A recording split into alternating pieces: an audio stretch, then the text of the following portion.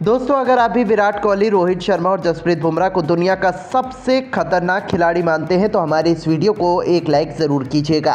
दोस्तों, एडिलेड के मैदान पर टीम इंडिया को मिली दूसरे टेस्ट मैच में शर्मनाक हार। ऑस्ट्रेलिया गेंदबाजों ने 3 दिन में खत्म किया दूसरा टेस्ट। तो आखिरकार कैसे ऑस्ट्रेलिया ने भारत को चटाई धूल, कैसे टीम इंडिया को मिला कभी ना भूलने वाली हार, कैसे खत्म हुआ 3 दिन में ही दूसरा टेस्ट मैच, भारत में ऑस्ट्रेलिया को कितने रनों का दिया था टारगेट, कितने विकेट से ऑस्ट्रेलिया ने दर्ज किया ऐतिहासिक जीत, दोनों टीमों के बीच हुए रोंगटे खड़े कर देने वाले मुकाबले की पूरी हाईलाइट तो हम आपको जरूर दिखाएंगे। लेकिन उससे पहले आपको क्या लगता है, रोहित शर्मा, ट्रेविस हेड और विराट कोहली में से कौन है सबसे खतरनाक बल्लेबाज? आप खुद नीचे कमेंट करके अपनी राय जरूर दीजिएगा।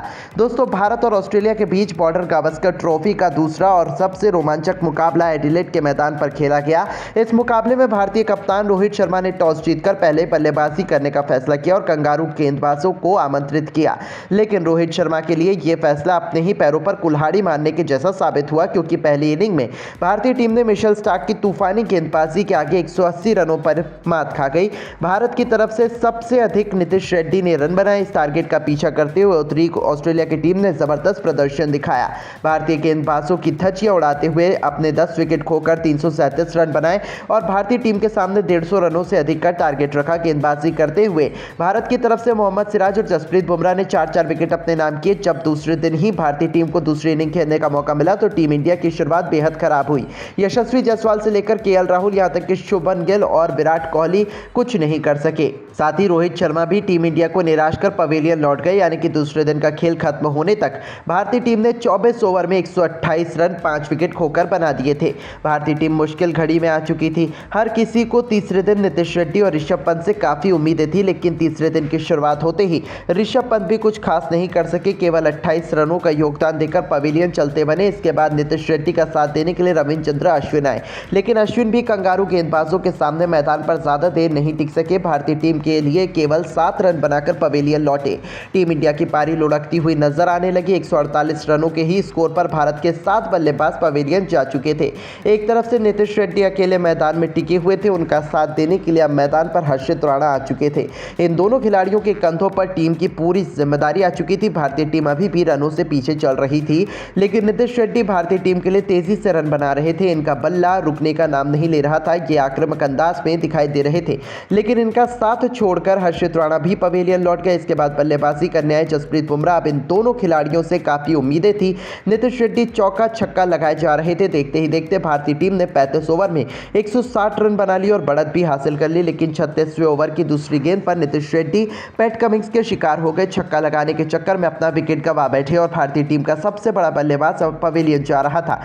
टीम इंडिया पूरी तरह से बिखर चुकी थी। 9 बल्लेबाज पवेलियन जा चुके थे। टीम इंडिया के लिए अंतिम उम्मीद बुमराह और सिराज बचे हुए थे। इन दोनों खिलाड़ियों से हर कोई काफी उम्मीदें कर रहा था। सिराज टीम इंडिया के स्कोर को आगे बढ़ाने की पूरी कोशिशें कर रहे थे। उन्होंने बेहतरीन चौका भी लगाया, लेकिन सिराज ज्यादा देर तक मैदान पर नहीं टिक सके। 37वें ओवर में वो भी अपना विकेट बॉलैंड को दे बैठे और भारतीय टीम 175 रनों पर ऑल आउट हो गई। टीम इंडिया ने ऑस्ट्रेलिया के सामने केवल 18 रनों का टारगेट रखा। ऑस्ट्रेलियाई बल्लेबाजों के लिए यह लक्ष्य चींटी की तरह था। टीम इंडिया की लगभग हार तय हो चुकी थी। इस छोटे से लक्ष्य का पीछा करने उतरी ऑस्ट्रेलिया के 2 खूंखार बल्लेबाज नाथन मैक्सवेनी और उस्मान ख्वाजा। दोनों बल्लेबाज आक्रामक अंदाज में नजर आ रहे थे। भारत की तरफ से पहला ओवर लेकर आए जसप्रीत बुमराह खतरनाक गेंदबाजी का नजारा दिखा रहे थे। ऑस्ट्रेलिया के गेंदबाजों को खूब परेशान कर रहे थे, लेकिन मैक्सवेनी ने 5वीं गेंद पर 2 रन बटोरकर टीम का खाता खोला और धीरे धीरे टारगेट की तरफ बढ़ते गए। भारत की तरफ से दूसरा ओवर लेकर आए मोहम्मद सिराज, जिनका स्वागत ख्वाजा ने 4थी गेंद पर बेहतरीन चौका लगाकर किया और अपने टीम के स्कोर को तेजी से आगे बढ़ाया। सिराज कैसे ओवर में इन दोनों बल्लेबाजों ने 8 रन बटोर लिए और 2 ओवर में ही ऑस्ट्रेलिया ने 10 रन बटोर लिए। मुकाबला पूरी तरह से हाथ से फिसल चुका था। अब ऑस्ट्रेलिया को जीत के लिए केवल 8 रनों की और जरूरत थी। भारत की तरफ से तीसरा ओवर लेकर आए नीतीश रेड्डी। इनका स्वागत दूसरी ही गेंद पर मैक्सवेनी ने शानदार चौका लगाकर किया और टीम के स्कोर को तेजी से आगे बढ़ाया। ऑस्ट्रेलिया जीत के बिल्कुल करीब खड़ा था। इसी ओवर की अंतिम गेंद पर मैक्सवेनी ने एक चौका और जड़कर स्कोर को टाई कर दिया। अब ऑस्ट्रेलिया को जीत के लिए केवल 1 रनों की जरूरत थी और और चौथे ओवर में ख्वाजा ने सिंगल लेकर अपनी टीम को 10 विकेट की ऐतिहासिक जीत दिला दी और भारत को शर्मनाक हार झेलनी पड़ी। इस जीत के साथ ये सीरीज 1-1 की बराबरी पर आ गई और दूसरा टेस्ट मुकाबला केवल 3 दिन में ही खत्म हो गया। भारतीय खेमे में सन्नाटा छा गया। भारतीय खिलाड़ी बेहद निराश हो गए, लेकिन वहीं ऑस्ट्रेलियाई टीम जीत का जश्न मना रही थी। लेकिन दोस्तों, अब आपको क्या लगता है भारतीय टीम की हार की सबसे बड़ी वजह क्या है? आप खुद नीचे कमेंट करके अपनी राय दीजिएगा और ऐसी नई नई खबरों के लिए हमारे चैनल को जरूर सब्सक्राइब करें। धन्यवाद दोस्तों, अगर आप भी रोहित शर्मा, यशस्वी जायसवाल और विराट कोहली को देश दुनिया का सबसे बेहतरीन बल्लेबाज मानते हैं तो हमारी इस वीडियो को दिल से एक लाइक जरूर कीजिएगा। जी हां दोस्तों, भारत और ऑस्ट्रेलिया के बीच खेला गया दूसरा टेस्ट मुकाबला और दूसरे टेस्ट मुकाबले में भारतीय टीम के कप्तान रोहित शर्मा, यशस्वी जायसवाल और सरफराज खान ने ऑस्ट्रेलिया के गेंदबाजों को धूल चटाने में कोई कसर नहीं छोड़ी। दूसरे टेस्ट मुकाबले में ताबड़तोड़ बल्लेबाजी करते हुए ऑस्ट्रेलिया के तेज गेंदबाजों को इस कदर धोया कि वो सातों जन्म तक नहीं भूल पाएंगे। दूसरे टेस्ट मुकाबले में कप्तान रोहित शर्मा ने वापसी करते ही ताबड़तोड़ अंदाज में 300 से ज्यादा रन ठोक दिए और ऑस्ट्रेलिया के गेंदबाजों की धज्जियां उड़ाकर रख दी। भारतीय टीम के तीनों खूंखार खिलाड़ी ऑस्ट्रेलिया के लिए यमराज बन बैठे। सब कुछ पूरा का पूरा लाइव हाईलाइट वीडियो में दिखाने वाले हैं, आप अंत तक देखते रहिए। लेकिन उससे पहले आपको क्या लगता है, रोहित शर्मा और ट्रेविस हेड में कौन है सबसे खतरनाक बल्लेबाज? नीचे कमेंट करके जरूर बताइएगा। दोस्तों, भारत और ऑस्ट्रेलिया के बीच जब टॉस उछाला गया तो इस बार टॉस की बाजी ऑस्ट्रेलिया के कप्तान ने मारी, लेकिन टॉस जीतकर पहले गेंदबाजी करने का फैसला किया। मिचेल स्टार्क काफी ज्यादा खुश हुए। उन्हें लगा कि पहले गेंदबाजी करने का मौका लिया है तो यहां भारतीय टीम को 50 से 60 रनों के भीतर आउट कर देंगे और दूसरा टेस्ट मुकाबला जीत करके पहले टेस्ट मुकाबले की हार का बदला लेंगे। लेकिन मैदान पर रोहित शर्मा की जगह इस मुकाबले में भी केएल राहुल और यशस्वी जायसवाल ओपनिंग में बल्लेबाजी करने के लिए खुद पड़े। राहुल ने पहले ओवर की पहली बॉल पर चौका ठोक दिया, उसके बाद दूसरी बॉल पर एक कवर ड्राइव की और चौका ठोक दिया। पहले वही तीसरे गेंद को छक्के में तब्दील कर दिया, फिर चौथी बॉल पर दौड़कर एक रन लिया। स्ट्राइक यशस्वी जायसवाल को दी। यशस्वी जायसवाल ने पहले ओवर की बची 2 गेंदों पर एक चौके और एक छक्के की मदद से 10 रन ठोक दिए। हर किसी को लग रहा था कि आज टेस्ट नहीं T20 हो रहा हो, क्योंकि केएल राहुल जिस अंदाज में बल्लेबाजी कर रहे थे मानो टेस्ट नहीं T20 खेल रहे हो। जी हाँ, यहाँ पर यशस्वी जायसवाल और केएल राहुल ने भारत के लिए पारी को बेहतरीन शुरुआत दी।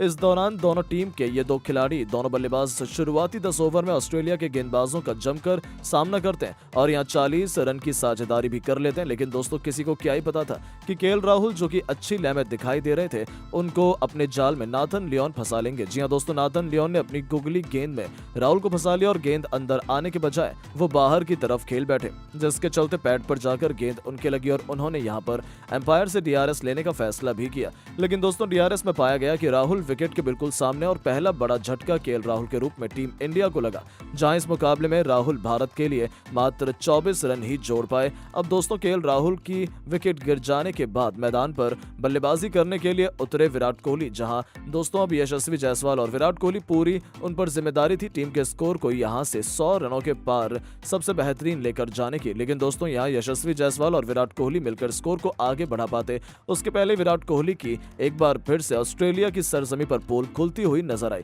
जी हां दोस्तों, पिछले मैच में शतक मारने वाले खिलाड़ी ने इस मैच में आज ज्यादा कुछ खास अच्छा प्रदर्शन नहीं किया और मात्र 7 गेंदों का सामना करते हुए 4 रन बनाकर वो अपना विकेट खो बैठे, जिसके चलते भारत ने नाथन लियोन के हाथों में दूसरा अपना विकेट दे दिया। और दोस्तों, एडिलेड के मैदान पर भारत के बल्लेबाज एक बार फिर से एक्सपोज होते हुए नजर आ रहे थे। अब दोस्तों, यहाँ यशस्वी जायसवाल दूसरे छोर से लाजवाब बल्लेबाजी कर रहे थे और टेस्ट क्रिकेट को बिल्कुल टेस्ट क्रिकेट की तरह खेलने की पूरी कोशिश उनकी जारी थी।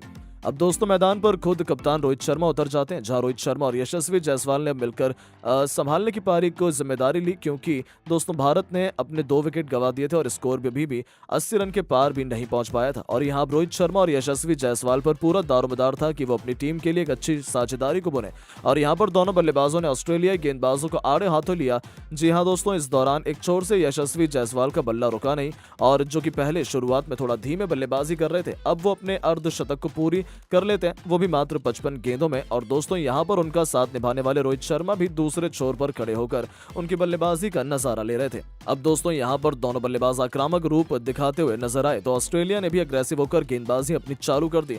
इस दौरान उन्होंने मिचेल मार्श, मिचेल स्टार्क और जोश हेजलवुड को एक छोर से लगा दिया और इन दोनों बल्लेबाजों को आउट करने की पूरी रणनीति कप्तान पैट कमिंस ने बना ली थी। लेकिन दोस्तों, भारत के ये दोनों बल्लेबाज आउट होने का नाम ही नहीं ले रहे थे। एक समय पर स्कोर 65 रन पर 2 विकेट था। भारत भारत की टीम का और अब भारतीय टीम ने 265 रन बना दिए थे और कोई भी विकेट भारत की टीम का गिरा नहीं था।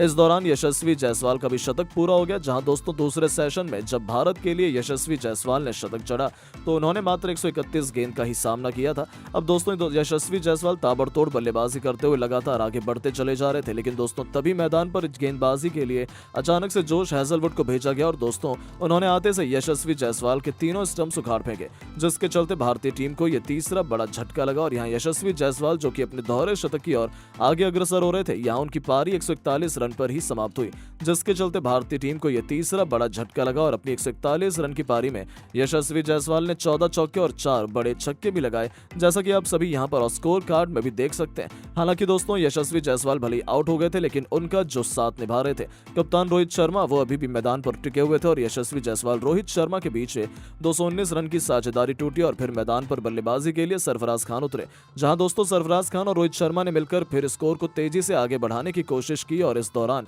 रोहित शर्मा ने अपना विकेट 95 रन पर गंवा दिया।